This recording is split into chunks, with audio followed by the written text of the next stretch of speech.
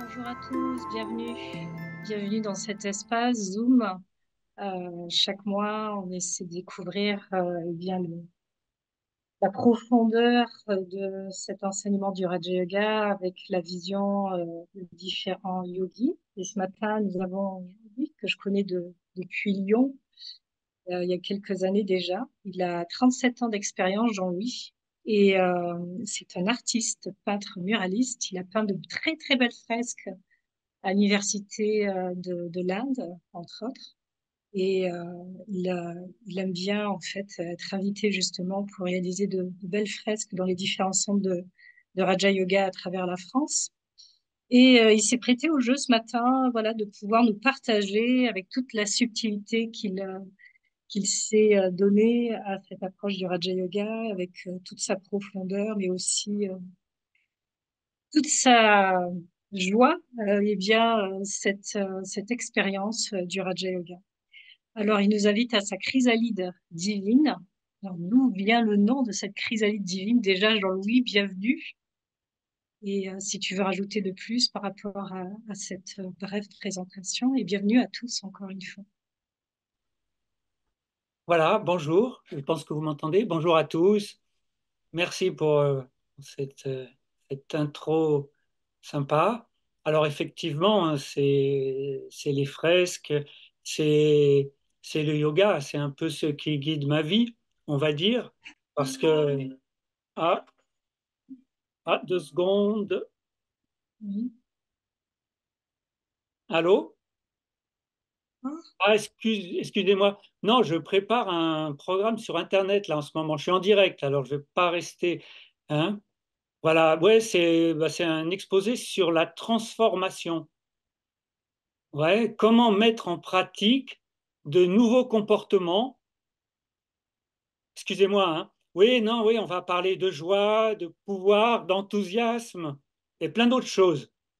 Bon, bon, bah voilà. En fait, ce que je voulais dire, c'est qu'en fait, cet appel est juste une mise en scène pour pour lancer le programme. Alors, avant d'arriver à ce que notre vie devienne une danse, une grâce, eh bien, il y a un chemin. Il y a un chemin avec plusieurs facettes.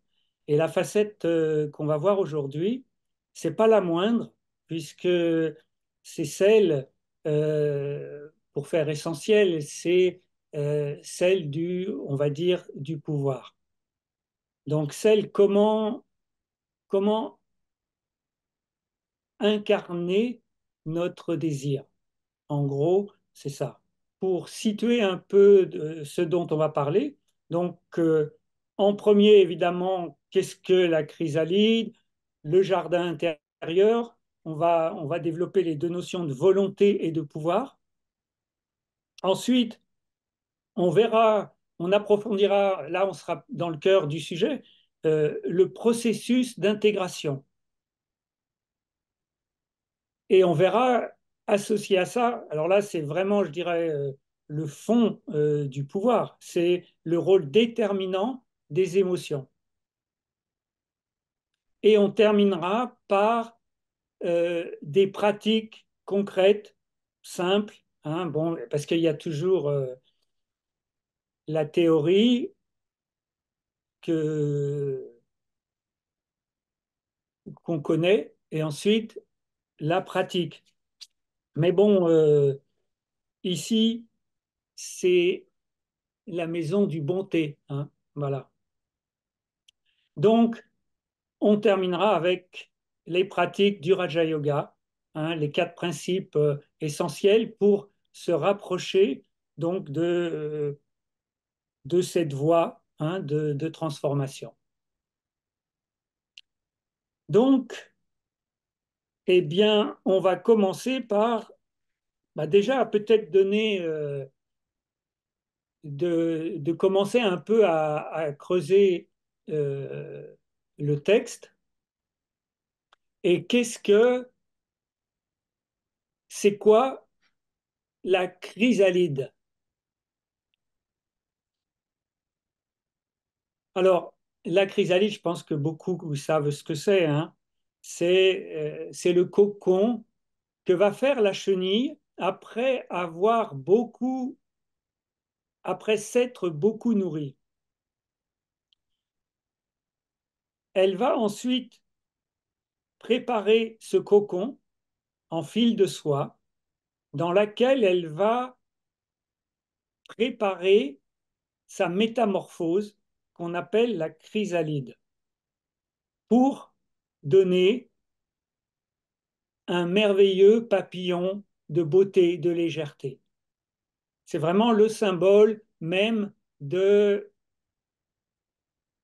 la transformation et du potentiel qu'on a tous à l'intérieur. On débarque tous avec euh, nos moyens pour aller vers un envol de la vie, hein.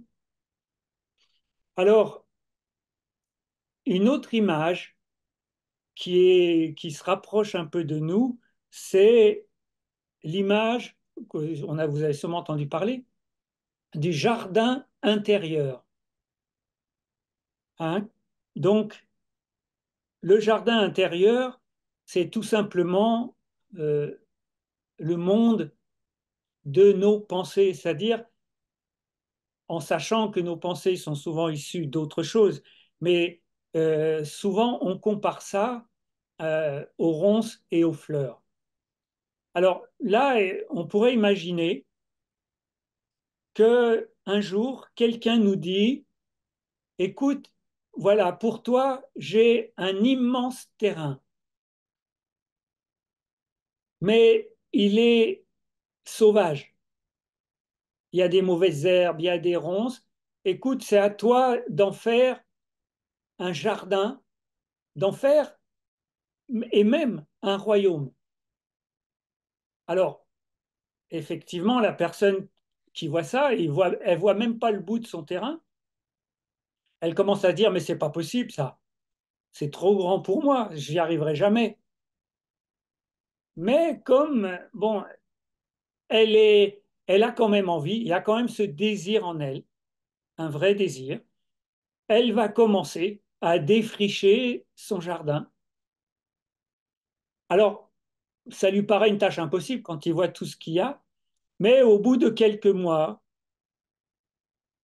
elle arrive à avoir son petit bout de terre avec agréable où elle peut commencer à se reposer et elle commence à prendre un peu de plaisir en voyant tout le reste, mais bon, en se demandant comment tout ça va se terminer. Et en fait, ce qui se passe, c'est que sur le chemin spirituel, quand on commence à faire quelque chose, on reçoit une aide multipliée par des millions et des millions. Et en fait, le fait d'avoir fait ce jardin, je ne vais pas rentrer dans les détails, mais le peu qu'elle a fait va attirer, va créer, il va y avoir des aides et elle va se rendre compte que le terrain grandit de plus en plus vite et au bout de quelques années, c'est un immense terrain qui a été construit où un jardin est sorti. Donc, c'est un peu ça, cultiver son jardin intérieur. Donc, pour ça, il faut creuser un peu en soi. C'est-à-dire, il faut arriver à déceler, et ben justement, c'est un peu tout ce qu'on va voir, tous, tous les, tous les processus pour y arriver. Alors, souvent, quand on est en face d'une transformation,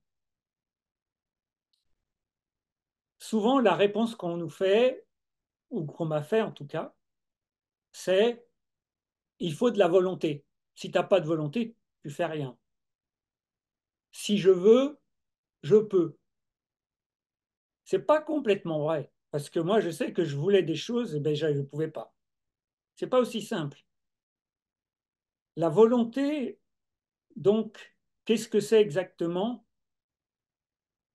La volonté, c'est relié à l'intellect, c'est une faculté décisionnelle. Mais cette volonté, alors il y a un dicton, on pourrait dire, qui dit que le cœur a ses raisons que la raison ignore. Ça veut dire que notre volonté, elle peut être forte, mais qu'à un moment donné, le cœur va pointer son nez. Alors, qu'est-ce que ça veut dire? Ça veut dire déjà que la volonté, je dispose d'un certain stock de volonté. Il faut savoir que quand je me réveille le matin, j'ai un stock de volonté qui s'épuise selon la journée. Donc, une première chose, c'est d'apprendre à utiliser sur des choses pratiques et utiles ce pouvoir. Alors, ce pouvoir, il est utile, bien sûr. Il est utile pour passer un cap. Il est utile pour une situation difficile. C'est ce qui va me permettre de passer. Mais sur le long terme, on verra que le cœur a ses raisons. C'est-à-dire que à un moment donné, je ne peux pas tenir qu'avec la volonté. Et c'est pour ça que on parlera plutôt de détermination.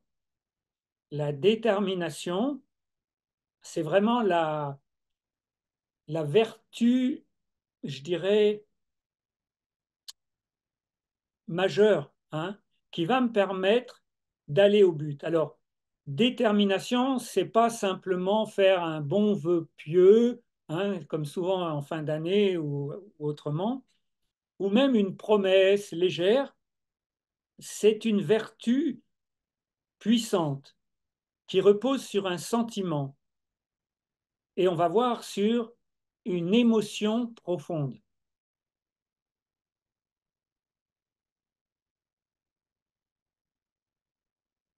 Alors, ce qu'on peut dire à propos de la volonté aussi, c'est que la volonté est un pouvoir.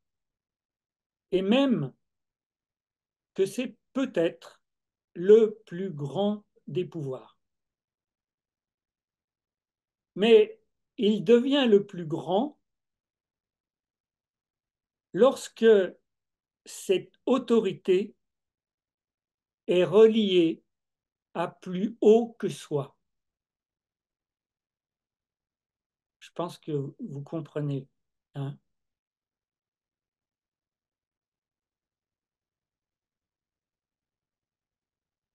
Donc, je dirais que la volonté, on l'utilise partiellement et la détermination, c'est quelque chose qui reste constamment.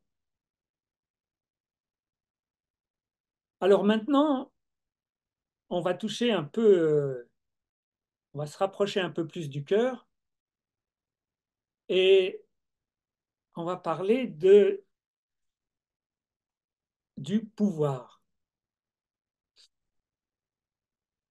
Alors, le pouvoir, si on le définit, c'est la capacité à faire quelque chose, hein. C'est-à-dire que, bon, je pense, je fais. Il y a, il y a en gros, c'est une notion un peu de pouvoir. Le pouvoir, c'est la mise en pratique de l'énergie. Il y a donc, je dirais, le pouvoir inné, l'énergie innée qui nous provient de la nature. C'est celle qui serait instinctive, comme par exemple, bon, pourquoi je me lève le matin? Je me lève le matin, il y a, j'aime la vie, c'est instinctif. Ou alors, quand il y a un danger, automatiquement, l'énergie va me venir. Si j'ai faim, je ne vais pas me poser la question si je dois aller chercher à manger. J'y vais. C'est naturel. Donc ça, c'est un pouvoir qui est en nous. Et en plus, on verra que euh, comme c'est un pouvoir qui est de nature, il va nous emmener et il est très lié à, on verra, on abordera ça un peu plus tard, à la notion de plaisir. C'est ça qui nous fait bouger. Et puis, il y a un autre pouvoir, et c'est celui-là en spiritualité qui va nous intéresser, c'est le pouvoir acquis. Le pouvoir acquis, c'est le pouvoir qui va se développer avec le potentiel de ma conscience, en sachant que ma conscience, elle peut s'élargir. Potentiel, ça va être la capacité de la détermination, de la concentration.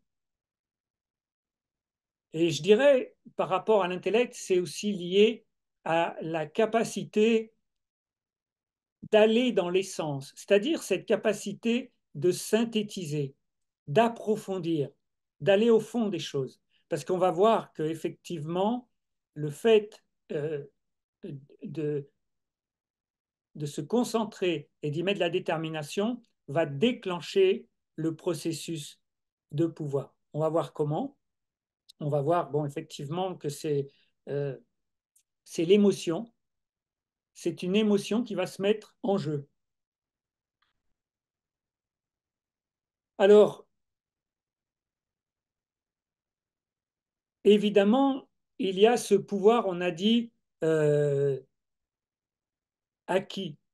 Fondamentalement, là, je vais aller, là, ça pourrait suffire, mais on va parler, ce qui nous intéresse ici, c'est le pouvoir spirituel. Hein. La principale acquisition sur le chemin spirituel, c'est le yoga. Qu'est-ce que le yoga? Donc, je pense que vous connaissez, c'est l'amour suprême, la compagnie divine. Cet amour, plus il grandit, on reverra, plus il a de pouvoir, c'est-à-dire qu'il va être capable de réveiller en moi des émotions qui vont mettre en action. Donc essentiellement, ce qui va me permettre d'y arriver, c'est ce yoga. Alors bien sûr, il y a aussi le pouvoir personnel qu'on peut utiliser. On a tous doté d'un certain pouvoir, mais bien sûr qu'il est limité, mais c'est un pouvoir.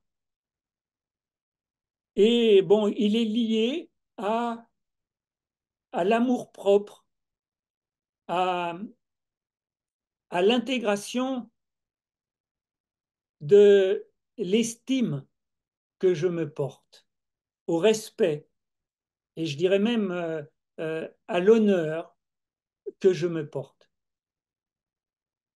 C'est, c'est quelque chose qui va me donner aussi du pouvoir quand il est bien orienté.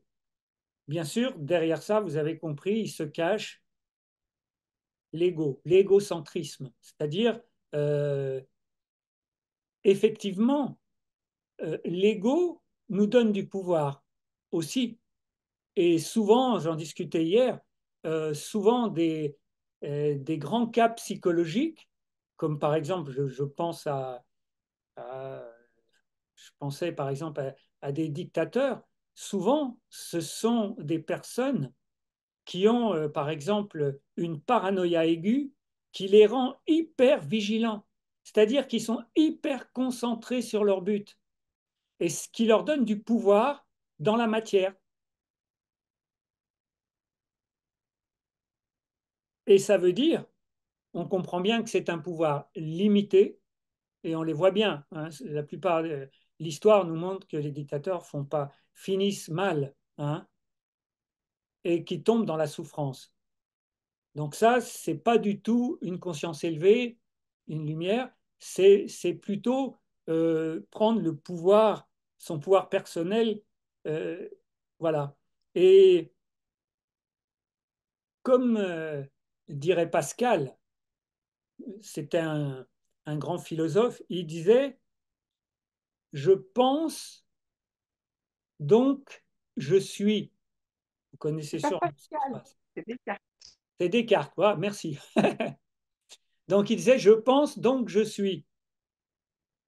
Mais là, si on met l'ego, c'est avec un A. Je ne sais pas combien il y en a qui suivent.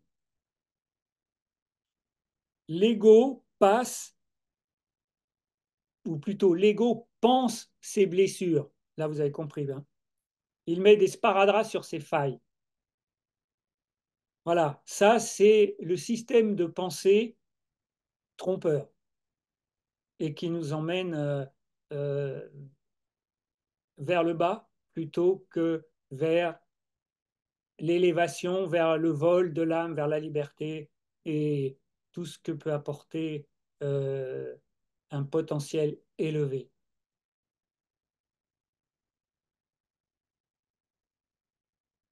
Voilà, donc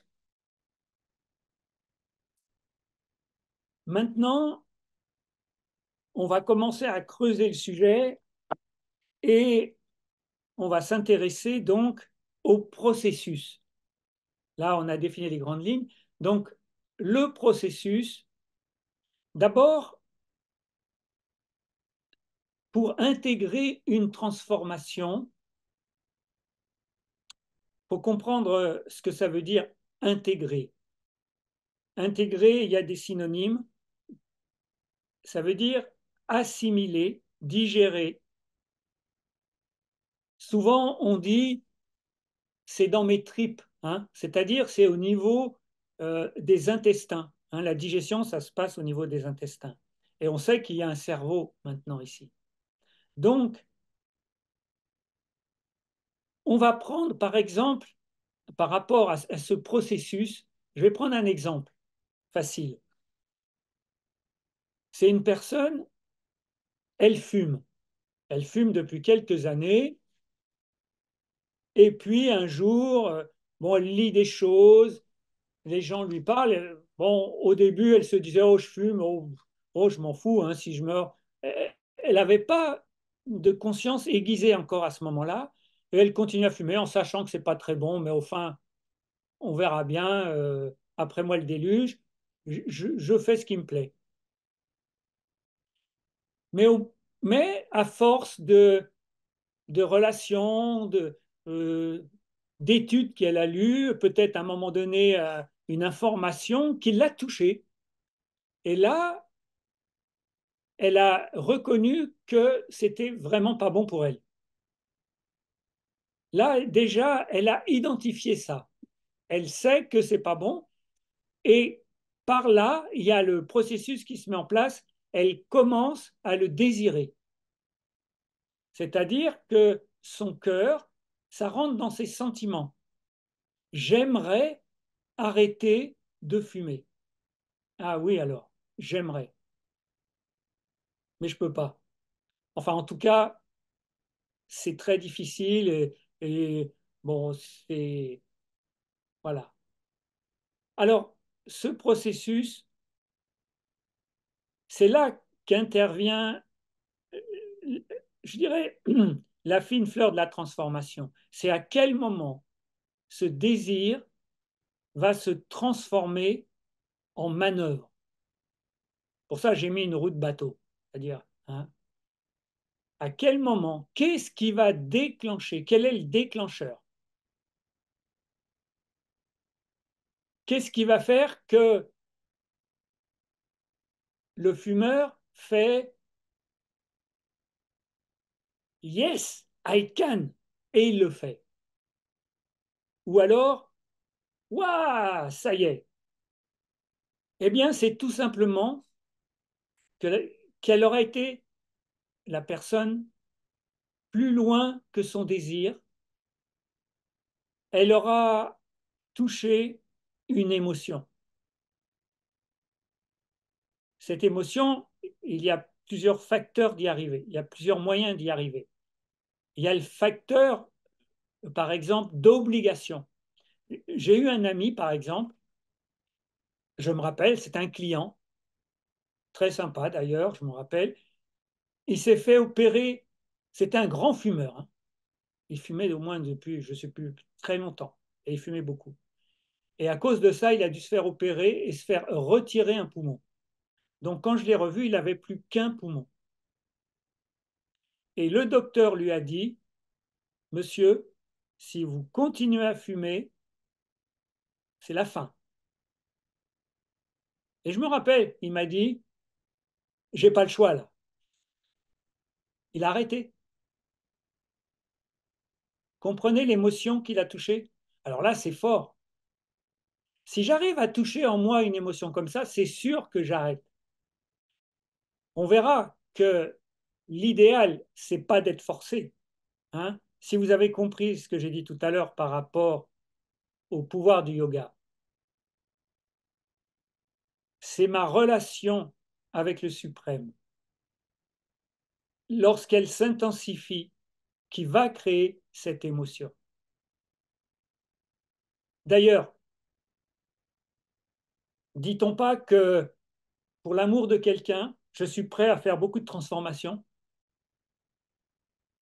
Mais bon, on sait bien que c'est pas la solution. L'amour de quelqu'un, ça peut changer, donc c'est pas quelque chose de stable. L'amour suprême, lui, je sais qu'il me gardera. Si je le garde, hein. Mais en général, il n'y a pas de surprise avec lui. Donc, le processus, on va le reprendre du départ. La toute première chose, c'est d'identifier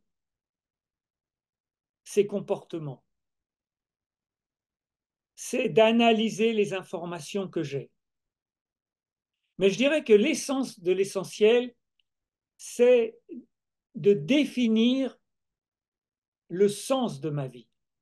Alors là, ce serait un autre atelier qui est, que j'appelle la marche de l'empereur, c'est définir, arriver à creuser suffisamment en moi pour définir quel est le sens de ma vie. Donc, on va entrer dans le moment où donc je désire et je commence à faire. C'est-à-dire que je vais me lancer. Je vais commencer, on va dire, à prendre le gouvernail, à prendre la barre de ma vie. C'est ce qu'on appelle prendre le pouvoir de sa vie. Alors, là-dessus, je dirais, euh, quand je commence à mettre en pratique des choses, il faut que je sois bien éclairé, il faut que j'ai bien réfléchi. Sinon, eh ben, le bateau, ça peut devenir une galère. Hein. Vous savez, il y en a en Inde, rame, rame la galère, comme dirait l'autre. Hein. Ils ne sont pas au gouvernail, ils sont au rame. Mais ce que j'ai vu pas que beau, pas que beau. Et c'était très marrant. Ouais. Bon. Mais bon, après, j'ai débarqué. Et vous savez comment j'ai débarqué? Ah, je vous fais la surprise. Eh ben, j'ai débarqué à radeau. Et à ce moment-là, j'ai pris le bon navire du zèle et de l'enthousiasme. Voilà, ça c'est euh, un- une petite, je sais pas comment on appelle ça, une balade à bateau. Mais je vous emmène pas en bateau là, hein, attention. Hein. C'est ni une galère, c'est le vrai navire de l'enthousiasme. Hein. L'enthousiasme, c'est le souffle de la vie. Donc, en général, le pouvoir, c'est aussi ce que l'on dit au niveau spirituel, c'est de savoir qu'il y a du pouvoir dans la seconde. C'est-à-dire que quand j'ai dans l'idée de mettre quelque chose en pratique, moins j'attends pour le faire, plus il y a de pouvoir pour le réaliser. faut savoir que plus j'attends, plus il y a une perte de pouvoir. Donc c'est pour ça que beaucoup d'enseignements disent que ce qui est bien, si vous pensez quelque chose de bien, c'est de le faire maintenant. Alors, il ne s'agit pas d'être aveugle et de prendre au pied de la lettre ça. Ça veut dire que euh, bah, j'ai des rendez-vous qui sont pour le lendemain. Mais quand c'est quelque chose de simple, de pratique et de bien, que je peux faire maintenant, je le fais. Et moi-même, j'ai remarqué, euh, bon, la procrastination, c'est encore des choses à travailler. Moi, j'ai vu, par exemple, que quand je pense à quelque chose, des fois des choses simples, hein, simplement une petite chose, tiens, mais il faudrait que j'achète ça ou quoi, si je n'ai pas une action immédiate, j'oublie. Et combien de fois ben, je ne savais plus ce que je devais faire. Combien de fois, et ça c'est une chose à retenir, je le retiens, mais il faut encore que je l'imprègne, hein, imprégner, intégrer, c'est pas encore complètement intégré, mais bon, avec le temps et la répétition, par exemple par rapport au prénom, quelqu'un me dit son prénom, oh, bah ça va, ça y est, je l'ai retenu, ou quelque chose, même là, par exemple, ce qu'on dit, oh bah là, oui, c'est clair pour moi. Mais en fait, je me rends compte que souvent, euh, peu de temps après, si on me repose la question, je ne sais plus. Donc, on voit que l'intégration demande euh, un certain temps, en sachant que ça peut être immédiat aussi, hein. Alors, pour intégrer quelque chose, il y a, j'en ai parlé tout à l'heure, il y a deux choses. Là, on parle de la fondation du pouvoir intérieur. C'est donc l'amour de, du sens que je souhaite donner à ma vie. Et ça, euh, c'est ce qu'on pourrait appeler cultiver la flamme, c'est-à-dire cette flamme d'amour, mais l'amour de quoi? Et pas seulement l'amour de moi, le pouvoir que j'ai, on a vu, il est limité. C'est l'amour d'en haut. Donc, quelque part, cette flamme d'amour s'oriente vers là-haut, parce que c'est lui qui me donnera la potentialité d'y arriver. Tout seul, je peux faire des choses, ce sera limité. Donc, la, la flamme, et c'est la concentration qui va permettre ça. La concentration, alors il y a l'image que vous voyez, vous la connaissez tous, c'est l'image de la loupe à laquelle on met le soleil et on concentre les rayons sur un papier, et il y a la flamme. Et cette flamme, c'est la flamme de l'action, la flamme de mettre en action quelque chose. Alors après, ça c'est une image.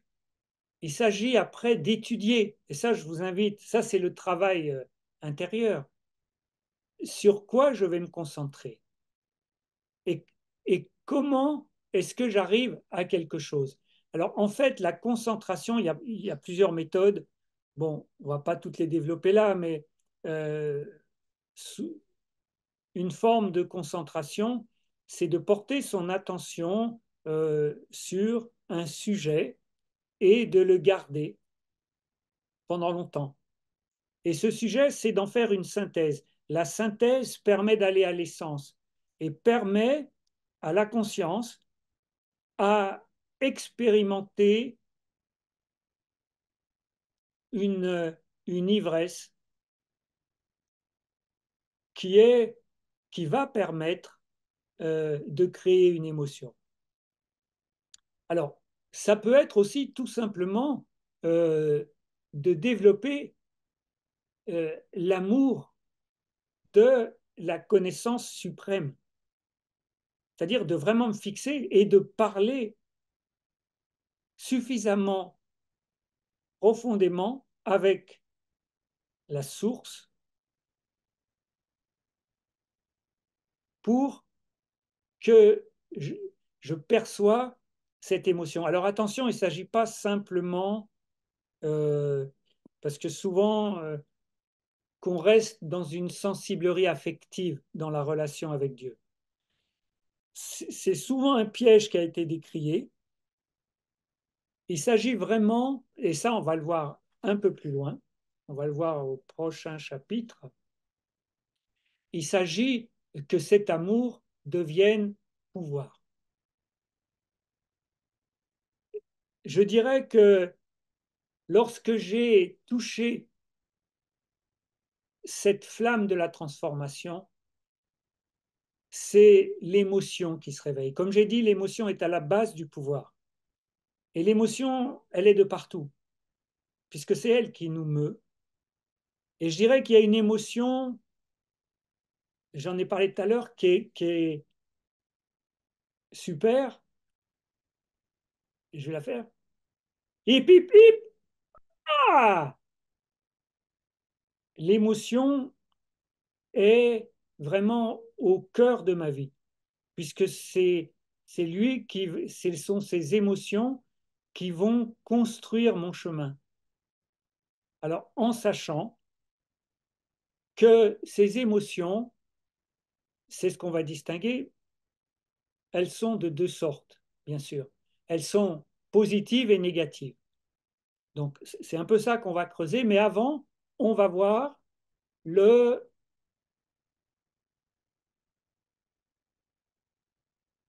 À ce niveau-là, Jean-Louis, moi j'ai une question. Oui, Justement, j'en ai une qui arrive aussi dans le chat. Comment reconnaître un souci? Alors là, ce sera peut-être pour plus tard où tu vas le donner dans les explications au niveau des émotions. Comment reconnaître un souci lorsque on est dans le déni d'un mauvais comportement? Et la question moi, que j'avais, c'était plus générale, puisque tu parles beaucoup d'émotions, tu mets beaucoup en avant l'émotion. Et quelle différence tu fais entre émotion excuse-moi, j'ai pas mis la vidéo. Quelle différence tu fais entre émotion et sentiment, en fait? eh Parce que ben, tu parles de l'émotion en parlant de la joie, l'exemple de la joie qui est, parce que c'est vrai qu'on parle de la joie sacrée.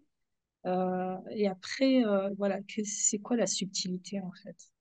eh ben, tu introduis tout à fait, voilà, D'accord. voilà, parce que c'est exactement euh, ce que je vais dire, parce que au niveau des sentiments et du cœur, le cœur, c'est le moteur de vie. L'amour, c'est l'énergie de vie. Donc on va dire, bon, bah, le cœur, c'est l'énergie de vie, ok, donc bah, je vis.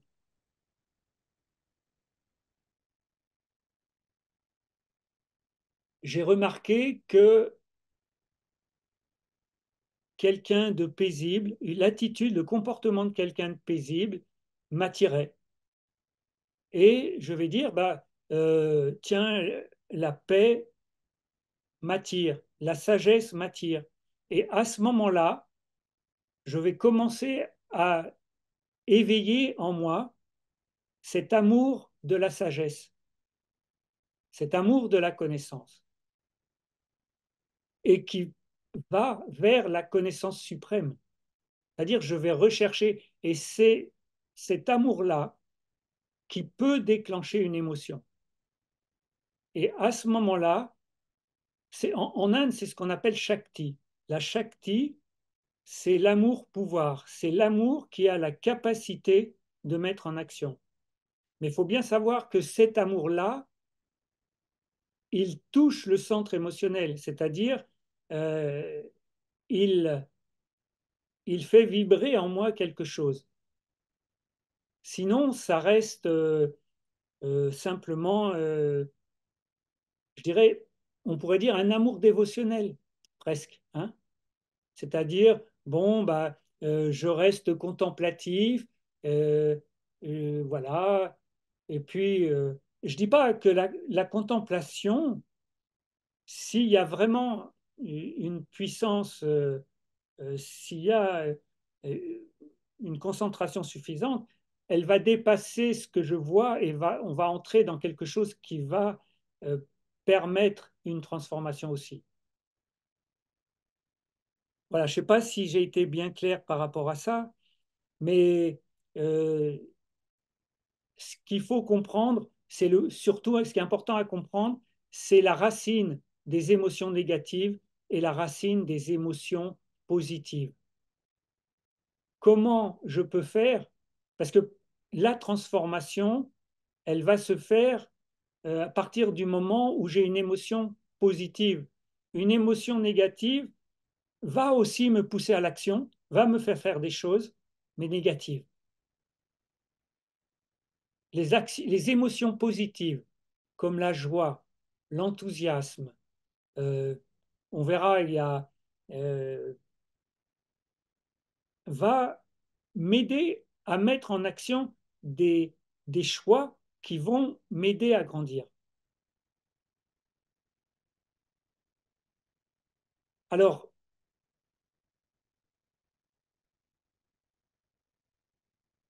en sachant que les émotions, souvent, je ne sais pas si tout le monde a une vraie notion d'émotion, souvent, c'est des notions qui sont un peu floues. Et souvent, pour des gens, sensations, émotions, sentiments, c'est un peu mélangé. Et là, il s'agit vraiment, émotion, il y a vraiment le terme action derrière. Le sentiment, c'est juste comment je dirais,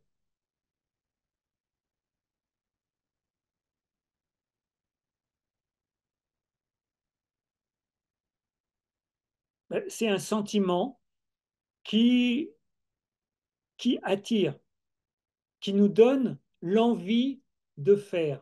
Mais dans notre cœur, dans ce sentiment, et là, tout se joue là, puisque le cœur est l'énergie. Il est le centre du désir. Et en Inde, le désir, c'est vraiment l'essence de l'essence. C'est notre désir qui va nous pousser à faire les choses.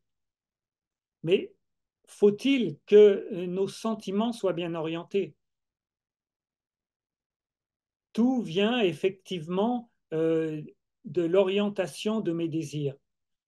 Et on a vu qu'au-dessus, hein, c'est pour ça que je parlais avant du soleil, c'est-à-dire c'est une très grande vertu, j'en ai pas encore parlé tout à l'heure, mais c'est l'introspection. J'en ai parlé dans le fait d'apprendre à s'observer, de se comprendre. C'est la base. C'est ce qui va permettre à mon cœur de faire, d'avoir les bons désirs. Ces bons désirs, après, il va savoir, je vais les orienter, c'est-à-dire que je vais les orienter vers des pratiques qui vont m'être utiles et qui vont me permettre d'aller vers le sens que j'ai envie, vers cette élévation d'âme. En fait, ma question, c'était, est-ce qu'une personne peut se rendre compte qu'elle est, qu'elle a, comment elle peut reconnaître qu'il y a quelque chose qui ne va pas si elle est dans le déni que ce qu'elle fait ne correspond pas à un bon comportement? Je sais pas comment dire. Oui, alors, bon, s'il y a déjà quelque chose qui ne va pas, elle reconnaît qu'il y a quelque chose qui ne va pas et elle le nie, c'est Mais ça? pourtant, voilà, pourtant, voilà, elle sait qu'il y a quelque chose qui ne va pas, mais elle est dans le déni que c'est important de changer. Voilà.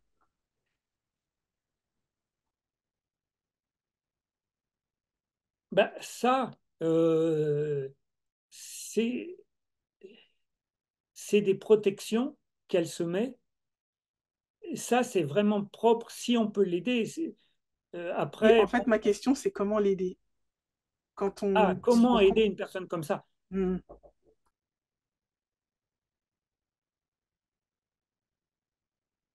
Une personne qui est dans le déni, tout dépend de son blocage jusqu'où il va.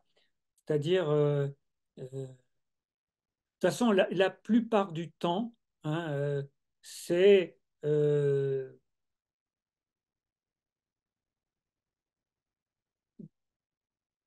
de savoir, pour moi, c'est en tout cas, c'est ça, à savoir si elle est prête à m'écouter et à rentrer en empathie avec moi. C'est-à-dire, est-ce que j'ai une relation de confiance avec elle?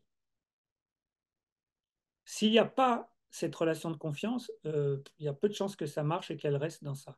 C'est-à-dire que même en thérapie, on sait, il y a des études qui ont été faites, euh, le thérapeute a une influence énorme sur la transformation de la personne.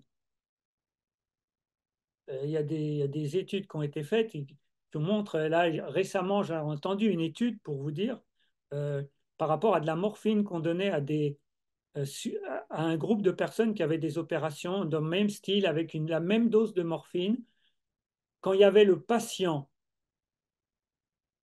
qui dit au, quand il y a le docteur qui dit au patient, Monsieur, je vais vous mettre une dose de morphine, etc., et qu'on met la même dose à une personne dans dans une transfusion sans qu'elle le sache, le pouvoir expérimenté euh, de, de soulagement de la douleur est 5 fois plus important pour la personne à qui on lui a dit. Pourquoi? Parce que cette personne légitimait, avait une foi, une croyance que cet homme en blanc, il savait ce qu'il faisait. Et que, c'est-à-dire que je l'intégrais dans ma psychologie et je permettais, c'est neurochimique, je ne pourrais pas expliquer la, le chose, mais en tout cas, les faits, c'est une étude que j'ai entendue. Pour vous dire l'importance de, quand on veut aider quelqu'un, de vérifier si je suis bien connecté. Alors attention, ça va encore plus loin, c'est-à-dire que l'important, c'est pas d'être connecté simplement avec la personne, parce que effectivement, avec de l'amour personnel, je vais peut-être l'aider, mais je crée un compte karmique. Enfin bon, là, je vais peut-être, vous avez vu le karma l'autre fois. Donc, c'est pas l'idéal, c'est-à-dire que ça va être limité. Parce que si un jour, je lui claque la porte au nez, eh ben, son processus va revenir.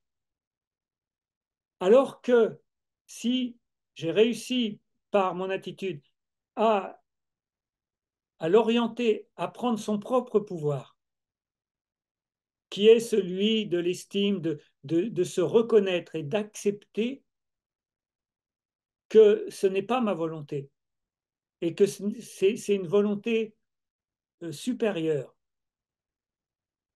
Ça peut aider. Mais bon, après, euh, c'est pas la peine de. euh, je pense que la première chose à faire, c'est de prendre le pouls de la personne, si elle est prête à écouter ou pas. Et en même temps, il n'y a pas d'injonction, il y a pas à vouloir être. Je crois que simplement ma présence et le partage peut aider. Souvent, on veut faire c'est aussi un piège souvent. Et moi-même, je fais attention maintenant, soit à faire euh, le sauveur, le gourou. C'est aussi un piège. Sauf si la personne le demande, évidemment. Si la personne demande, là, c'est pas pareil. Les rôles sont clairs. Mais après, c'est à chacun de trouver la limite et de savoir revenir à une relation plus juste. Hein. Voilà. Un coup, je suis le professeur, mais l'autre peut devenir mon professeur en une seconde aussi. Est-ce que je suis open à ça? Ça, c'est important, de ne pas rester figé dans un rôle. C'est pas mon rôle. C'est-à-dire que c'est vraiment de sentir, et je l'ai vécu il n'y a pas longtemps, que je suis inspiré, que c'est pas que je suis un instrument, je vis l'instrument. Bon, ça, c'est un travail, c'est quelque chose à travailler. Hein. Ça se fait pas moi, il m'a fallu des années. Parce que bon, je suis un instrument, intellectuellement, c'est clair. Mais vivre en étant canal, euh, c'est encore autre chose. Il y a une paix, il y a une joie, il y a un bonheur. Et il y a vraiment cette présence, c'est-à-dire il y a vraiment, et je crois que tout est là, hein, je veux dire, tout se résume à ça, il y a vraiment cette compagnie divine. Et je crois que là est le plus grand trésor, c'est d'arriver à créer une relation avec le divin, avec le suprême. Une relation telle qu'elle va m'apporter la Shakti, le pouvoir de mettre en pratique. Bon, comme je disais tout à l'heure, ça, c'est juste pour allécher, parce que euh, c'est ce qui va arriver, mais en attendant, il y a des choses plus concrètes, plus pratiques, plus de notre quotidien. Et moi, j'aime beaucoup ça. J'aime beaucoup les choses quotidiennes parce que ça me parle. Et les choses qui me parlent, qui sont concrètes, visibles, réalistes, eh bien, elles peuvent mettre en jeu une émotion. Quand je vois quelqu'un ou euh, bon, même on peut parler, il y a des émotions esthétiques, quelque chose de beau, ça peut réveiller en moi une transformation. Ça peut être même sonore. Il y a des musiques, je pense que tout le monde a expérimenté. Il y a des musiques euh, qui réveillent l'émotion. Et grâce à cette musique, je vais trouver du pouvoir. C'est tout bête. Donc, donc là, on a parlé évidemment des émotions positives. Et c'est vraiment ce qu'il y a à cultiver. Alors, pour les émotions négatives, je vais quand même donner deux, trois petites solutions, bien que ça pourrait faire tout un stage et il y en a plein qui se font. C'est la gestion des émotions négatives, ce qu'on appelle aussi l'intelligence émotionnelle. C'est justement apprendre à gérer ses actions de la meilleure manière, dans la difficulté. Donc la première chose, et ça répond un peu à ce que tu disais par rapport au déni, c'est reconnaître que je suis sous l'influence d'une émotion. Ça peut être même un trauma, ça peut être quelque chose que je refuse.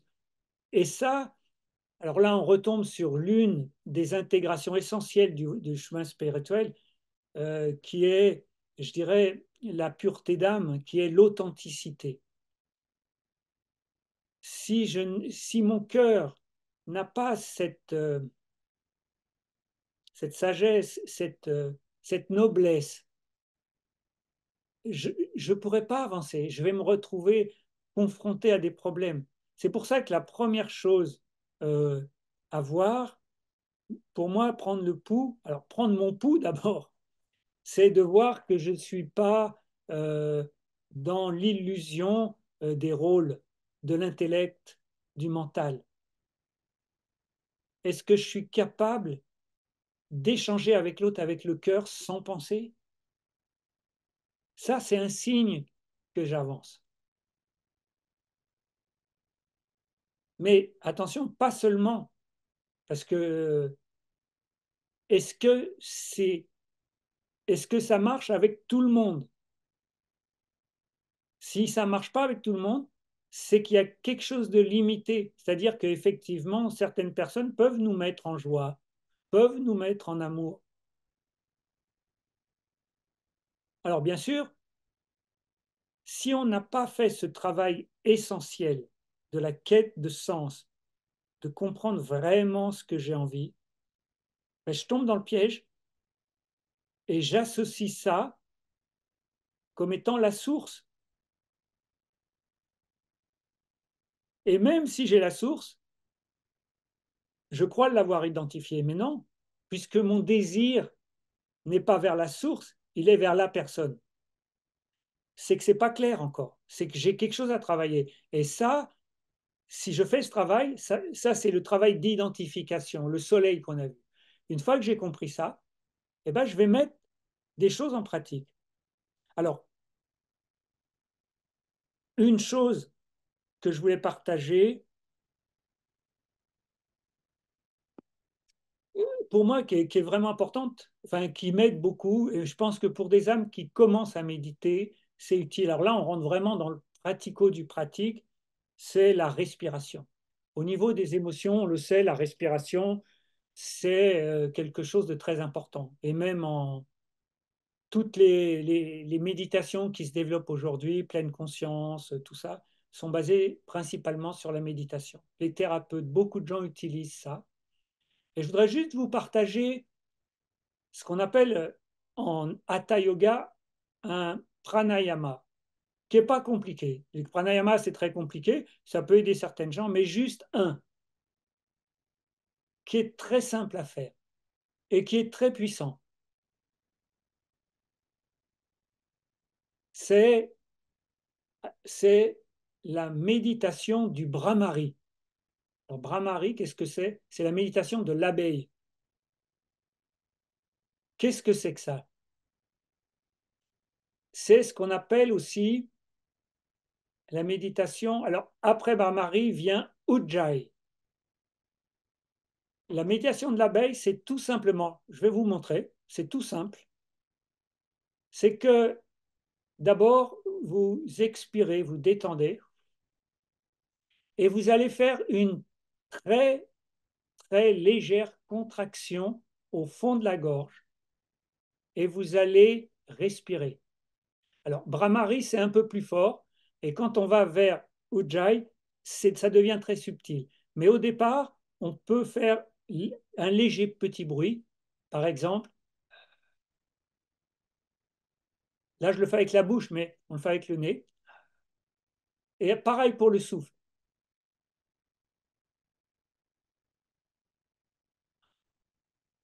Et vous portez votre attention sur le souffle. Et même vous pouvez imaginer que vous respirez du bonheur. Vous pouvez, sur ce souffle, porter des pensées positives. Et ça va, si vous faites ça 1 ou 2 minutes, si vous êtes, par exemple, le mental qui est surchargé, on va voir tout à l'heure, il y a trop de pensées, il y a trop d'émotions justement dans le cheat, dans le subconscient, qui font que je ne peux pas méditer parce que je suis surchargé de pensées. Eh bien, ça, c'est une super méthode. Bon, il y a aussi, bon, mais ça, vous devez connaître, ça, je vous laisse voir sur Internet, la cohérence cardiaque, est quelque chose aussi hein, qui aide beaucoup les gens. Voilà pour ce qui est de la respiration. C'est un élément important parce que, en fait, moi, j'expérimente ça, c'est-à-dire que quand vraiment j'ai un yoga qui s'approfondit, eh bien, c'est comme si c'était, comme si je respirais l'énergie divine, en fait. Et, et ça me donne ouais, une joie profonde. C'est-à-dire, je cherche pas à être conscient de mon souffle, mais c'est le souffle qui se présente à moi. Et il est là, je le vis, tout en étant libre. Voilà pour ce qui est une petite astuce de gérer des émotions. Alors évidemment, même tout à l'heure, je l'ai utilisé. Quand par exemple, on a le trac, une petite émotion, hop, alors on peut le faire en Ujjayi, c'est-à-dire on fait pratiquement pas de bruit. Et vous le faites même 30 secondes, ça calme. Bon, il faudrait faire plus long si vraiment vous voulez un calme plus profond, mais ça aide. Alors, on peut aussi utiliser, on en reparlera un peu tout à l'heure, c'est utiliser la puissance d'une émotion. Si par exemple, bah, j'ai été touché par quelque chose, je ne sais pas, n'importe quoi, une trahison ou quoi, plutôt que de sombrer dans une émotion négative, etc., eh bien, je vais utiliser cette chose pour me construire quelque chose. Parce qu'à ce moment-là, une émotion, elle a besoin de sortir. On va voir hein, que si cette émotion, elle n'est pas bien gérée, eh bien, euh, elle va aller, on en reparlera tout à l'heure, elle va aller dans le disque dur et va influencer dans ma vie tous mes comportements. Donc c'est voilà. Alors que si j'ai réussi à la transmuter, elle restera en plus sous une force constructive.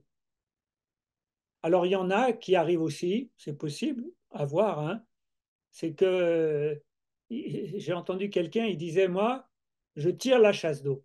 C'est-à-dire, ils mettent à la poubelle, hein, comme sur l'ordinateur, poubelle, c'est fini, c'est plus sur le disque dur. Mais ça, c'est pas donné à tout le monde.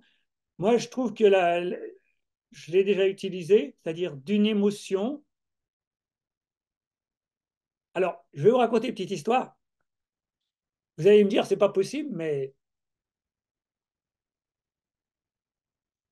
mais ça dénote quand même quelqu'un qui est arrivé loin. Mais je la trouvais forte.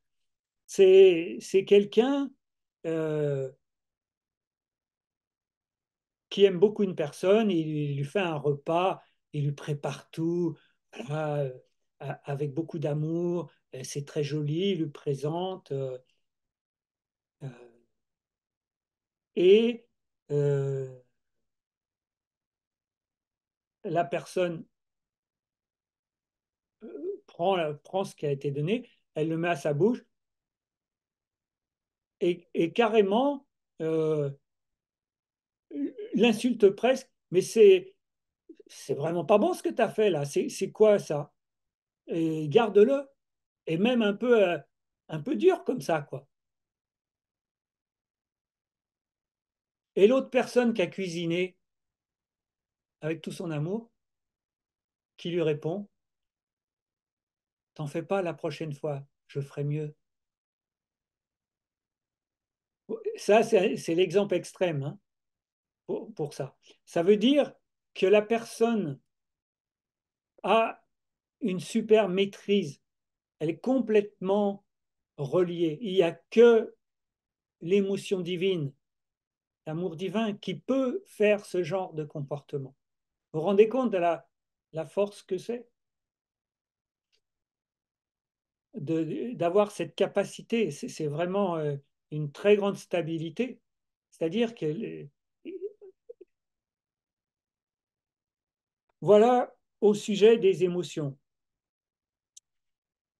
Donc maintenant,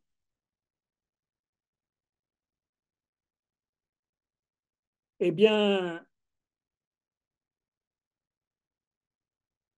on a vu l'essentiel. L'essentiel, effectivement, c'est ce qu'on appelle le souvenir.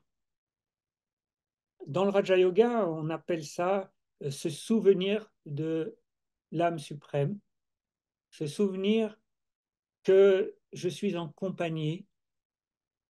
Qu'est-ce que c'est? Eh bien, c'est tout simplement, le souvenir, c'est quoi? C'est un rappel. C'est pas seulement être présent, c'est un rappel à qu'est-ce qu'a fait Dieu pour moi. Et ça, c'est une conscience que le Raja Yoga fait grandir parce que elle développe énormément la souveraineté de soi.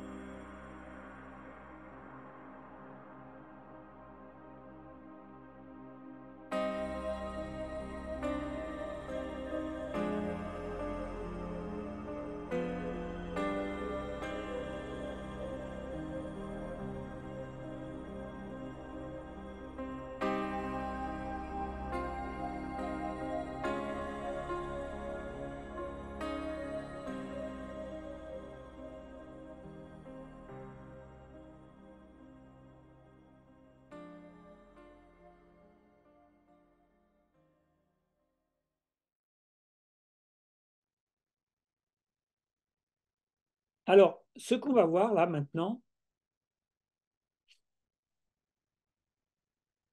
ce sont des exemples pratiques, parce que là, on a vu l'essentiel. Bon, comme je le dis, c'est toujours bien de garder le but, mais le but, c'est aussi le chemin. C'est-à-dire qu'en fait, le but et le chemin ne sont pas plus importants l'un que l'autre. C'est les petites choses que je vais faire au quotidien qui vont me permettre d'y arriver. C'est l'exemple du jardin intérieur. On commence par des petites choses et en fait, elles finissent par de grandes choses. Alors, il y a donc dans cette pratique, donc là, je rappelle qu'on est dans le principe de dharna, d'inculcation, c'est-à-dire comment intégrer dans sa vie de nouveaux comportements. On a vu que le cœur a ses raisons, que je dois élever, et qu'en fait, c'est beaucoup dans l'orientation de mon cœur que je vais arriver à créer une émotion qui va me permettre de changer. On a vu le principe émotionnel, son rôle important qu'il avait dans ma vie. Et là, ce qu'on va voir, c'est les différentes pratiques au quotidien qui sont des propositions pour euh, arriver à une transformation. Alors, la toute première, alors je dirais pas la plus importante, mais celle qui est le plus développée, qu'on développe le plus même dans le Raja Yoga, dans le développement personnel, ce sont le fait de développer des habitudes. Dans le développement personnel, on appelle ça des rituels, c'est-à-dire de créer euh, des, des actions répétitives afin qu'elles s'imprègnent en moi-même et qu'elles deviennent naturelles. Tu veux partager une image, Jean-Louis, justement, sur le sujet? Alors bien, tu fais bien de dire, la première habitude, vous savez ce que c'est? Vous avez compris? Regardez l'image. Mais non, on ne voit pas, justement, c'est pour ça que je Ah, on parle ne pas. voit pas bien l'image? Non. C'est un enfant qui sourit. C'est le sourire. La première habitude, et c'est simplement, je, comme on dit, j'active les zygomatiques. Voilà, un petit zygomatique, c'est par-ci, un petit zygomatique par-là, un petit sourire. Simplement créer cette habitude. Bon, dans le monde, certaines personnes la développent. Simplement, quand je dis bonjour à quelqu'un, ou simplement un regard, un sourire, partager un sourire. Même si c'est une personne que je ne connais pas, je la regarde, je fais un sourire. Et ça, c'est une super habitude. Parce que le sourire, on sait qu'il va agir sur notre psychologie, sur notre psychisme. Alors, par rapport aux habitudes, bon, ben, je ne vais pas rentrer dans les habitudes. Après, c'est à chacun de trouver celles qui lui correspondent. On verra dans un deuxième temps bon, les pratiques du Raja Yoga, mais pour l'instant, on reste dans des transformations générales. Une transformation qui est efficace aussi, que j'ai remarqué, c'est d'associer un changement que l'on veut à une habitude que j'ai déjà. Par exemple, j'ai l'habitude de me laver les dents. Eh bien, juste après me laver les dents, je vais coller une autre habitude. Mais laver les dents, ça peut être quoi que ce soit d'autre, hein. Eh bien, le fait d'associer une habitude qui est déjà là à une autre habitude que je veux faire va donner plus de pouvoir à la création de cette habitude. Une deuxième méthode que vous devez peut-être connaître aussi, c'est celle des petits pas. c'est celle qui permet aussi d'avancer vers sa destination. Parce que souvent, on voit gros et notre cerveau a tendance à, à réagir et trouver que c'est trop dur, etc. Alors que des fois, une petite chose, c'est pas grand-chose à faire.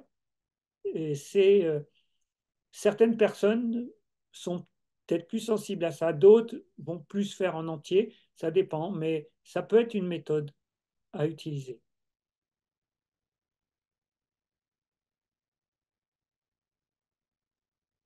Une deuxième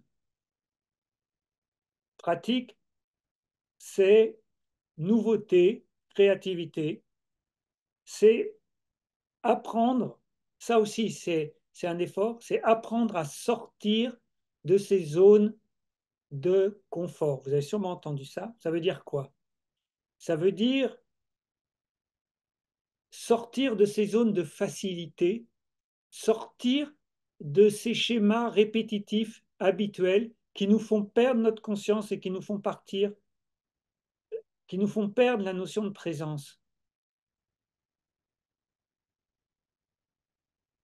La nouveauté, qui est très liée à la créativité, c'est tout simplement, alors par exemple, bon, moi j'ai l'habitude le matin d'aller me promener, de faire une petite marche. Eh bien, tous les matins, ça me prend 2 secondes. Est-ce que je fais la même? À chaque fois, je change un peu quelque chose. Je prends pas des fois, je le prends à l'envers, des fois, je fais un petit détour. J'apporte quelque chose de nouveau. Et c'est stimulant.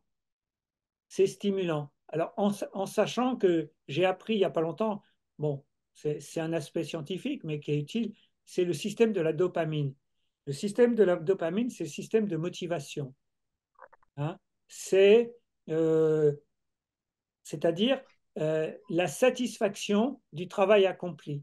C'est-à-dire que quand j'ai fait quelque chose avec une motivation, ça crée euh, c'est une récompense dans le cerveau qui me fait que je me sens mieux et qui va m'aider à le refaire. C'est-à-dire que si j'ai eu de la joie et du plaisir dans ce que je fais, eh bien, ça va m'aider pour le refaire. J'en parlais un peu au tout début. C'est important ce processus à comprendre et à intégrer. Je vous invite à approfondir ce genre de choses pour vraiment le comprendre profondément parce que euh, ça peut amener beaucoup de transformations. Euh, le fait d'apprendre à mettre de la joie dans des choses que je fais. Alors, ce qu'ils ont remarqué aussi, c'est que si je fais quelque chose, même avec de la joie, si je le refais tout le temps, au bout d'un certain nombre de fois, je vais perdre cette stimulation de la dopamine. Donc, il faudra que j'ajoute de la nouveauté pour qu'elle revienne. Donc, nouveauté, ça peut être créativité, il peut y avoir plein de choses, ne serait-ce que quand vous recevez quelqu'un, la façon dont vous posez la table. Moi, je sais que, alors, souvent, c'est la manière, c'est de faire comme un jeu. Moi, des fois, je m'amuse, je mets les assiettes, je m'arrange pour que les verres soient, bon, ça, c'est dans mon système, soient alignés. Je trouve que c'est joli comme ça. En fait, c'est retrouver son enfant intérieur qui joue, quoi. Et, je pense que on a tous joué au cube avec des bois, on a assemblé des choses. Ben, c'est pareil dans des choses toutes simples. Créativité. Alors après, on peut aller dans des choses créatives. Alors, bien sûr, la créativité va stimuler beaucoup de transformations, mais c'est pas toujours évident. Hein. La pure créativité, des fois, se mêle justement des émotions du passé qui peuvent perturber. Moi, j'ai vu que dans mes créations, des fois, euh, il peut y avoir des émotions qui remontent. Euh, voilà. Et puis, il peut y avoir aussi des défauts, hein, le perfectionniste, l'ego de vouloir. Bon. Mais en même temps, bon, je mets en jeu. C'est-à-dire que dans la créativité, je sais que bon, j'ai eu une vie créative. Et c'est vrai que j'ai souvent essuyé des plâtres, hein. Mais ils m'ont apporté justement cette fraîcheur, cette, cette capacité à, à faire des choses bah, qui m'ont élevé aussi. Parce que même euh, s'il y a eu des échecs, grâce à la spiritualité, ces échecs m'ont permis, vu comme je les ai construits, d'aller plus loin encore. Alors, il y aurait... Jean-Louis, je te préviens qu'il est 10h43. C'est pour savoir si tu as encore des éléments à donner pour le temps de méditation Alors, aussi. ouais, bah, écoute, je vais simplifier. C'est vrai que ça pourrait s'étendre parce que chaque point pourrait faire presque... Je vous invite, en tout cas, vous aurez un dossier pour le revoir et d'approfondir s'il y en a qui vous parlent. C'est la résilience, justement, faire face aux échecs, hein. Il y a chercher des opportunités, des retraites, stages, rencontrer des personnes, même des inspirateurs, des gens qui vont m'aider. Et puis un point important que je voulais parler par rapport à ça, que j'ai remarqué dans ma transformation, c'est ce qu'on appelle nettoyer le cheat. Qu'est-ce que c'est le cheat? C'est pas forcément clair pour tout le monde. Le cheat, c'est notre subconscient. C'est c'est le sous-mental, c'est-à-dire c'est notre mental qui fonctionne derrière notre mental conscient. Ce qu'on a conscience des pensées qui viennent. En fait, les pensées qui viennent à notre esprit sont formatées dans le subconscient. On ne s'en rend pas compte. Donc, c'est très important d'être prudent avec ce que je pense, parce que dans le subconscient, c'est mélangé, il peut y avoir des influences diverses. Si vous voulez, c'est ce que je disais tout à l'heure, euh, il y a ce que j'ai là, il y a la mémoire vive de l'ordinateur, c'est-à-dire toutes les applications qui sont en marche actuellement, et il y a le disque dur avec toutes les informations. Moi, ce que je suis conscient, c'est simplement ce que je vois là. Mais derrière, il y a plein de choses qui sont en marche que je ne vois pas. Et bien, c'est pareil dans ma tête. Après, le but, c'est d'arriver à rendre conscient, à nettoyer ce cheat qu'il ne m'influence plus. C'est-à-dire d'arriver à nettoyer ces influences et soit de les mettre sur le disque dur si elles me sont utiles, soit de les mettre à la poubelle si j'en ai plus besoin. Alors ce processus se fait en général la nuit. C'est-à-dire que la nuit, il y a un nettoyage du subconscient. Et les rêves sont là pour ça, hein. Donc, c'est important aussi de prendre conscience de ce nettoyage qui se fait la nuit, mais que moi-même, je peux avoir un rôle par rapport à ça qui va être très important, c'est le soir, la manière dont je vais m'endormir. Si déjà j'ai fait un nettoyage, je vais permettre à mon subconscient justement d'intégrer des bonnes choses. Et notamment au réveil, par exemple, de me réveiller avec une bonne conscience, une bonne vibration. C'est ce qui se passe chez les êtres élevés. Ils se réveillent, on dit ils se réveillent dans le souvenir. Et ça, c'est lié aussi à un nettoyage. C'est vrai que si j'ai absorbé plein d'émotions dans la journée, parce qu'on absorbe plein de choses dans une journée. Voilà. La clé aussi le soir pour nettoyer, c'est évidemment, ça c'est la base pratique d'une transformation et de beaucoup d'enseignements spirituels et du Raja Yoga, c'est effectivement de tenir un journal, de vérifier sa journée, euh, euh, un journal de bord, une charte, voir comment je peux transformer. C'est une étude de soi, de sa journée, c'est-à-dire, en gros, préparer le travail pour la nuit. Si je prépare le travail, c'est un peu comme la digestion. Si je mange, si j'ai trop mangé avant de dormir, bah, l'énergie ne va pas nettoyer. Donc. Voilà, donc on va terminer avec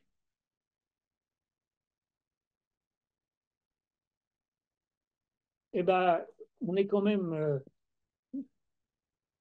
dans un enseignement, hein. On est quand même dans une école. Donc là, on va parler de ce qu'on appelle la dharna du Raja Yoga.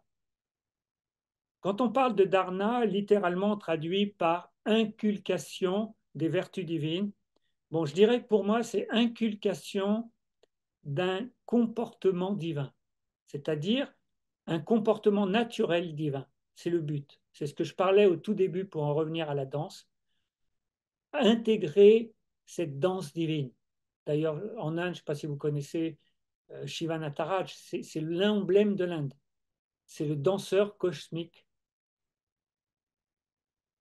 Donc, les 4 principes, donc, qui sont reliés entre eux, hein.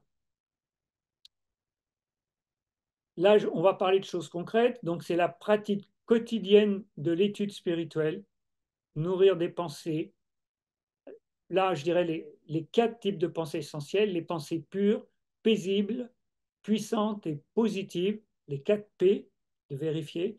Donc ça, on le fait, c'est le matin, une demi-heure, 1 heure d'étude spirituelle pour justement enrichir le cheat pour la journée, lui donner une bonne nourriture qui va soutenir dans un mental élevé. Ensuite, il y a la pratique quotidienne du yoga. Donc ça, c'est vraiment, là, on tombe vraiment dans le cœur émotionnel, la Shakti. Donc là, c'est de toujours, j'en ai pas mal parlé, de la compagnie divine. Donc ça, c'est vraiment un travail essentiel. Ensuite, on passe au comportement vertueux, juste. Donc là, ça va être effectivement de mettre en pratique le cœur, c'est-à-dire ce qu'on appelle les vertus divines. Hein, ben, les vertus divines, donc les principales, je dirais, c'est, je me rappelle d'un bouquet de fleurs, les 2 grosses fleurs, c'était le soleil et le lotus. Le soleil représente l'introspection, c'est ce qu'on a parlé tout à l'heure, le sens, c'est-à-dire l'analyse, la réflexion de soi, la connaissance de soi, de Dieu, du karma, du cycle, enfin, une connaissance profonde du sens de ma vie, de ce que je suis, et le lotus qui est la pureté, l'innocence, l'authenticité dans ma vie. C'est-à-dire, je parlais tout à l'heure d'un cœur noble, c'est-à-dire un cœur qui,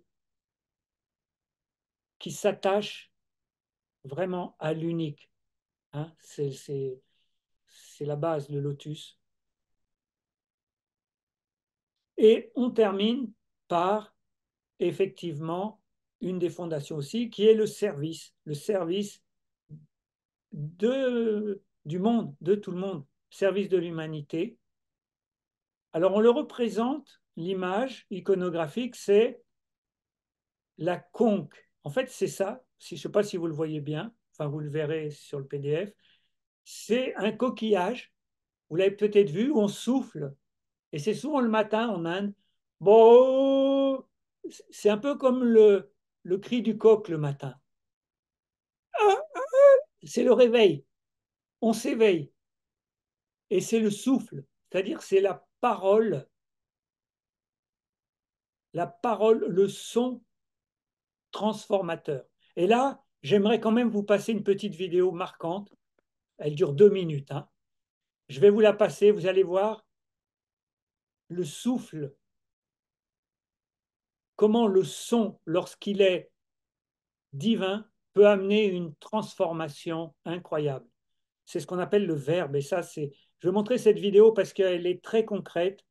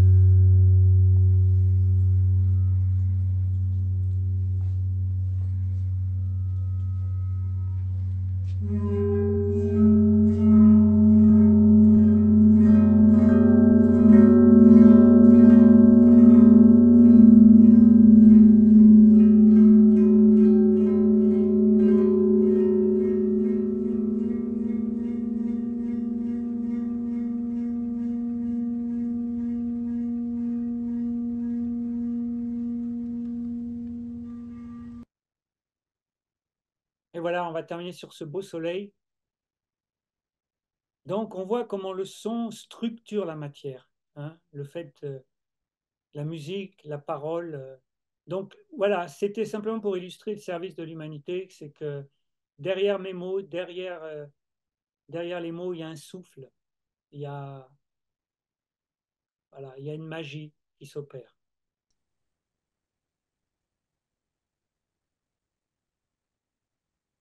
Pas de question particulière, on dirait. Colette, tu as une question? Je n'ai pas de question, je voulais simplement noter ce qu'il a donné comme les différentes étapes le matin pour la routine D'accord. matinale. Je n'ai pas eu le temps de noter. Tu peux Donc, reprendre les différentes étapes, Jean-Louis? là, la pratique quotidienne. Oui. Alors, la pratique quotidienne, après, chacun, euh, là, euh, par rapport au Raja Yoga, c'est sûr qu'on étudie la connaissance du Raja Yoga, mais je dirais que si on n'est pas encore accès à toute la connaissance, c'est déjà peut-être de travailler, par exemple, sur une vertu, ou même là, par exemple, là, il y a eu un exposé, eh ben, il y a un point qui vous a intéressé. Par exemple, moi, ça peut m'intéresser. Est-ce que dans tout ce que vous avez entendu, il y a quelque chose qui vous a touché? Parce que c'est l'émotion que vous aurez eue pendant, pendant cet exposé qui restera et qui pourra travailler en vous. Voilà. Et donc, par exemple, la pratique du matin, c'est au réveil, bon, après rafraîchissement, etc., de prendre un temps. Ça peut être une petite phrase que je médite, hein, euh, par exemple, je ne sais pas, ma relation à Dieu, euh, euh, qu'est-ce que ça peut être plein de choses. Comment je peux mettre, ça peut être sur différents sujets, ça peut être le yoga, comment je peux euh, développer ma relation avec Dieu, ou ça peut être quelque chose de très pratique. Comment je peux faire passer un message, ou comment, par exemple, je sais que je suis, par exemple, pas très patient. Ben, je vais méditer sur la patience. Je vais revoir un peu qu'est-ce qui me rend patient. Je vais essayer de retrouver des moments très importants, par exemple, de savoir comment, ou alors ça peut simplement apprendre, comment développer cette pratique d'étude. C'est pas évident pour tout le monde, ça. Et tout le monde n'a pas ça d'inné. Il y en a, c'est. Mais pour moi, pour y arriver, c'est important que ce soit pas, c'est un peu ce qu'on disait avec la Dharna, que ce soit pas qu'une discipline. Il faut que ce soit comme un jeu. Il faut que ce soit amusant. Il faut qu'il y ait de la joie à le faire. C'est important. Et on peut rendre un jeu. Moi, je sais que par exemple, le matin, je me suis mis le truc dur par excellence, mais ça m'amusait, faire des pompes. J'ai commencé à faire 5 pompes. À la cinquième, j'étais. Mais ça m'amuse. Je regarde. Et là, depuis un mois, là, j'en suis presque à 15 maintenant. J'aurais été incapable de faire ça il y a un mois. Mais ça m'amuse. Je regarde, ah tiens, aujourd'hui où j'en suis. Alors, je fais des petits jeux. Je me mets en conscience quand je fais mes bras. Je respire. Enfin, je rends ça ludique, en fait. Alors que ça pourrait être quelque chose avec, je pourrais crisper mon visage et je me regarde. Alors des fois, à la dernière, je regarde mon visage. Ouh, oh, je rigole. Mais pour dire, et l'étude, ça devrait être ça.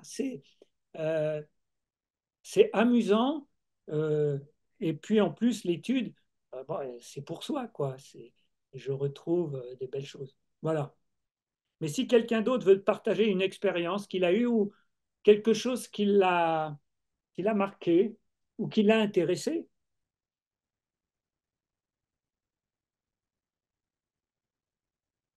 C'est à vous. Vous pouvez ouvrir les micros libres.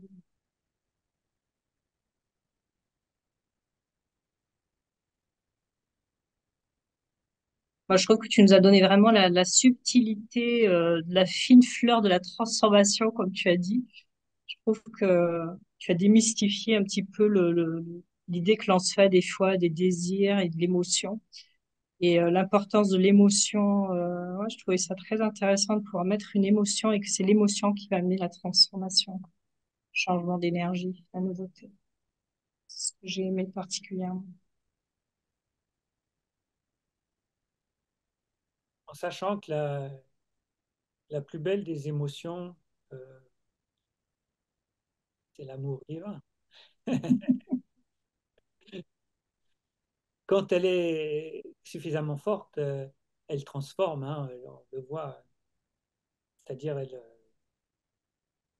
elle touche notre ADN, comme on pourrait dire, elle touche notre sang. Et là, quand ça vient, quand ça descend là. Et je me rappelle, enfin, bon, c'était Dadi Koumarka, qui était l'une de nos responsables très élevés, qui était responsable de l'université. Un jour, quelqu'un lui fait une blague et lui envoie un prétendant qui va lui faire un peu du charme. Et pour voir si elle était OK, quoi. Et là, je me rappelle, parce qu'elle en avait reparlé, j'étais là quand elle en a parlé. Elle a dit, mais il n'y a eu aucune histoire. C'était très clair pour moi. C'était, elle a même pas eu à quoi que ce soit. C'était, c'était lumineux. C'était clair que, bon, c'est pas ça, hein. Pour moi, on passe à autre chose, quoi. Et pas d'émotion, quoi, en fait. Voilà, il y avait pas, voilà, elle n'a pas du tout, c'est, comme on dit, next. Il y a Mélodie qui dit que les émotions, quand elles partent de sentiments purs, elles permettent de mettre du cœur dans la volonté. Cultiver la Sylvie, donc c'était le point sur cultiver la flamme d'amour avec l'aide du divin. Bien sûr, je pense que, alors la volonté fait appel effectivement à la notion plus personnelle, mais effectivement, s'il y a l'amour, c'est beaucoup plus facile de donner cette volonté. Et à ce moment-là, la volonté devient une puissance extraordinaire. On peut carrément. Là, je pense qu'on passe à un niveau, bon, ce qu'on appelle des pouvoirs supranaturels. Mais bon, ça, c'est autre chose. C'est un piège aussi, ça. Tu nous proposes une petite méditation de 3 minutes, 5 minutes, selon le temps que je crois qu'on a, on a en tout cas, tu vois, les personnes qui sont restées jusqu'à maintenant sont prêtes pour une méditation de plus. Donc, si tu peux nous proposer un petit commentaire. Quand tu veux, tu mets un peu, tu mets, quand il y a l'image, c'est parti.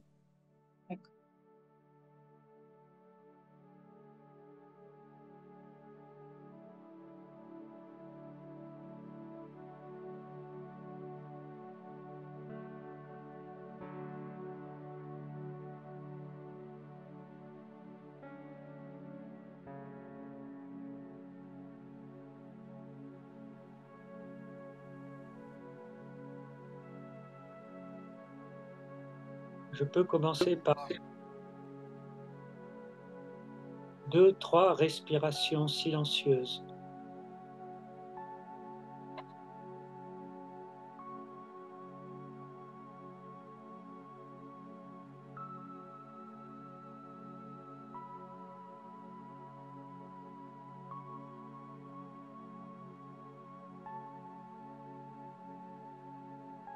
Je perçois l'énergie qui rentre en moi.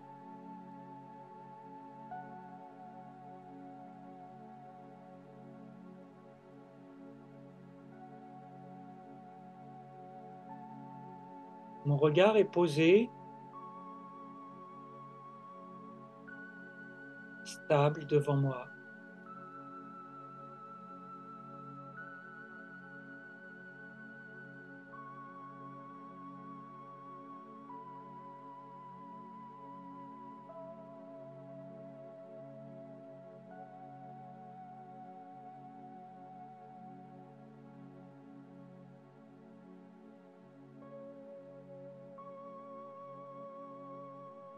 Et je peux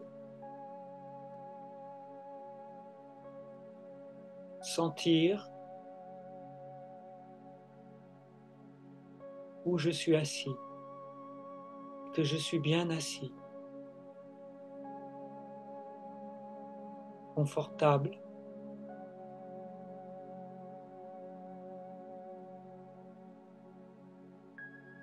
La perception de mon corps s'estompe.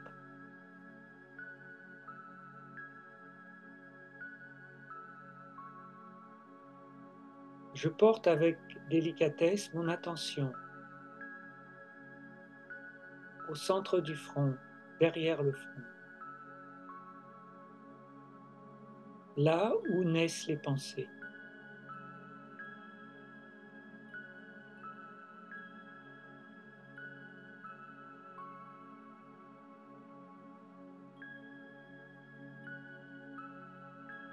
Je vais porter mon attention sur le silence.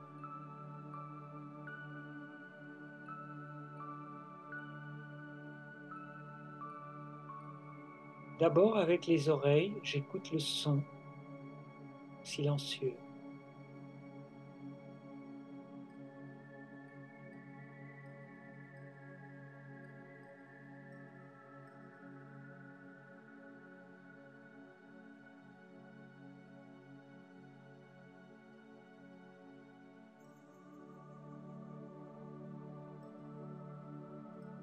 Et je vais créer une pensée. Une pensée sur laquelle je vais rester, comme une résonance, comme un son qui résonne à l'infini. Cette pensée est « Je suis un être de paix ».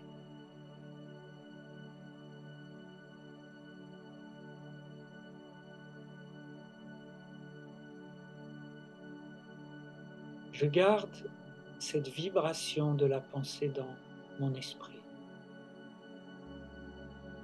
comme un silence. Si besoin, je la répète consciemment dans mon esprit.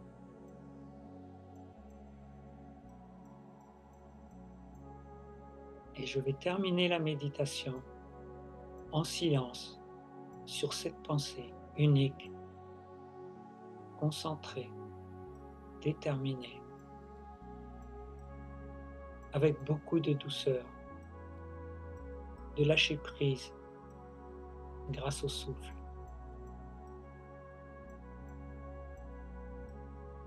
Je m'abandonne complètement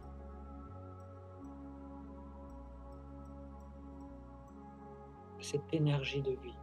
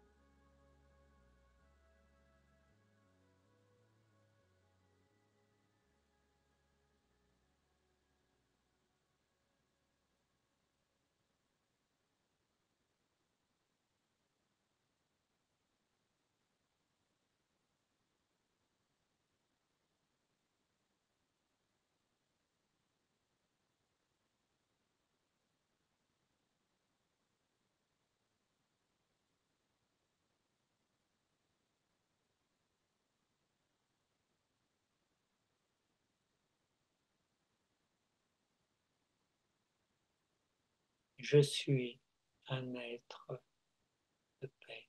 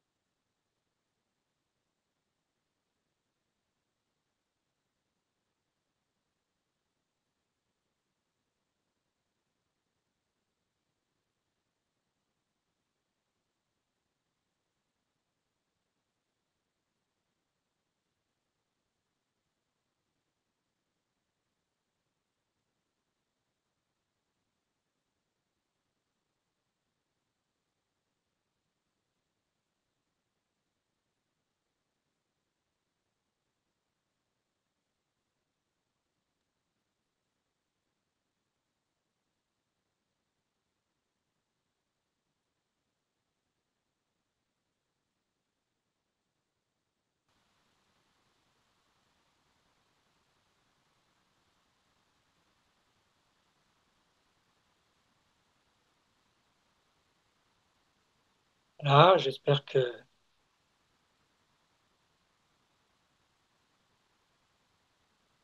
c'est un beau navire.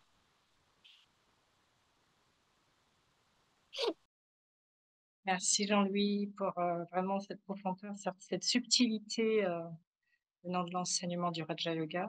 Et on espère aller plus loin avec toi, justement, avec la marche de l'opéra, peut-être. Alors, tu nous as promis le partage du PDF de la séance. Donc, pour ceux qui veulent, ils pourront récupérer directement dans le chat le PDF que tu vas envoyer. Sinon, juste un dernier mot, si tu veux. Ou si quelqu'un a une dernière remarque ou une expérience à partager. Donc, moi, je terminerai de dire namasté. Namasté, je ne sais pas si c'est connu, hein, mais j'aime beaucoup. Je salue et je respecte ce qu'il y a de divin en chacun. C'est voilà, c'est aussi un souvenir de fraternité qui est très important. Merci de me faire partager aussi ce moment, hein. Voilà. Est-ce Namasté, est-ce que Jean-Louis.